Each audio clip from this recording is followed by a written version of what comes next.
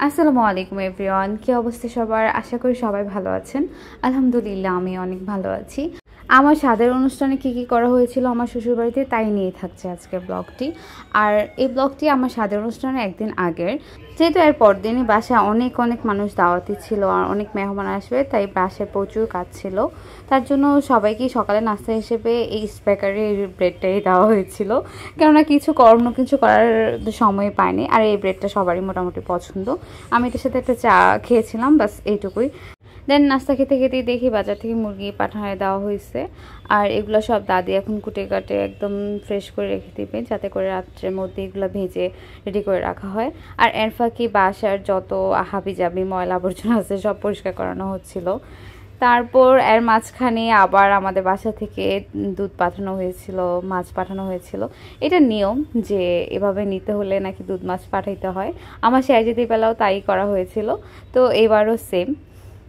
দেন যেহেতু আমার কোনো কাজ নেই, শুধু দাঁড়িয়ে থাকা ছাড়া, তার জন্য আমি এখানে ডিমগুলো রাখতেছিলাম আর এর ফাঁকে ভিডিও ক্লিপ নিচ্ছিলাম। যেমন আমার শাশুড়ি এখানে দুধ জাল দিতেছিল আর আমার ছোটো দেবরটা এখানে অ্যাকোয়ারিয়াম পরিষ্কার করতেছিল, আমি দাঁড়িয়ে পাশে দেখতেছিলাম।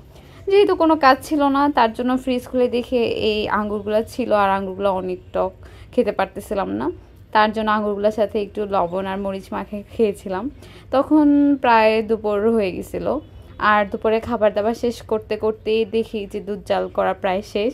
তারপর আর কি, যেহেতু আমি চা লাভার্স আর এইভাবে মালাই চা করে খেতে আমার খুব পছন্দ, তার জন্য এই ঘন দুধ দিয়ে 1 কাপ চা বানায় খেয়েছিলাম। আর এভাবে চা খেতে কে পছন্দ করেন? আমার তো খুবই ভালো লাগে।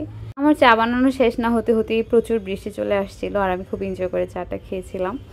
এর ফাঁকে আমার শাশুড়ি আমার জামিলে বাজারে গিয়েছিল, যেহেতু আমাদের বাসা থেকে মেহমান আসবে আর আমার খালামুনি মামানি ওনারা আসবে, তাই আমার শাশুড়ি চাচ্ছিলেন যে ওনাদেরকে খালি হাতে যাতে না দেওয়া হয়, যে ওনাদের জন্য টুকটাক কিছু গিফটের ব্যবস্থা করা হয়েছিল।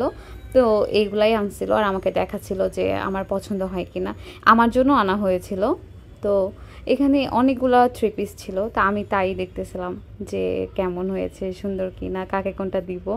তো যাই হোক, তারপর এখানে এইসবের পর্ব শেষ করতেই আবার দাদি আন্টি ওনারা সবাই মিলেই ছড়া পাকানো হবে, যেহেতু অনেকগুলা কাজ, তার জন্য বিকালবেলা থেকে এগুলোর সব তদারকি শুরু হয়ে গিয়েছিল।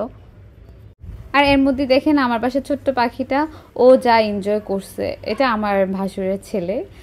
তো ও আটা নিয়ে পুরো শরীরে মাখছে, পুরা গোসল করছে এক কথায়। যাই হোক, তারপর এখানে খিচুড়ি রান্না হবে, ওইগুলো ডাল রেডি করা হচ্ছিল। তারপর সন্ধ্যা হয়ে গেল আর সন্ধ্যার মধ্যে আমার শাশুড়ি সব কিছু মানুষজন নিয়ে একদম গরুর মাংস, মুরগি এগুলো সব ভেজে উনি রেখে দিচ্ছিল। যেহেতু 15-20 কেজির উপরে ছিল গরুর মাংস, তার জন্য উনি চাইতেছিল ওইগুলো আগে থেকেই সব কষায় রাখার জন্য, যাতে এরপর দিন কোনো ঝামেলা না হয়, দেরি না হয়ে যায়। তারপর এখানে ছড়া পাকানোর জন্য এগুলো সব রেডি করা হচ্ছিল, সিদ্ধ করে রাখা হয়েছিল। এরপর দিনই যেহেতু আমি চলে যাব, আমি আগের ভিডিওতেও বলছিলাম যে আমার ছোটো চাচা শ্বশুরের বাসায় ওই দিন রাত্রে আমাদের দাওয়াত ছিল। তার জন্য বাসার কাজটা সব রেখে আমরা সবাই মিলে আবার ওনাদের বাসায় দাওয়াত খেতে গেছিলাম। আজকের মতো এটুকুই, পরের পর্বগুলো দিব নেক্সট পর্বে। আল্লাহ হাফেজ।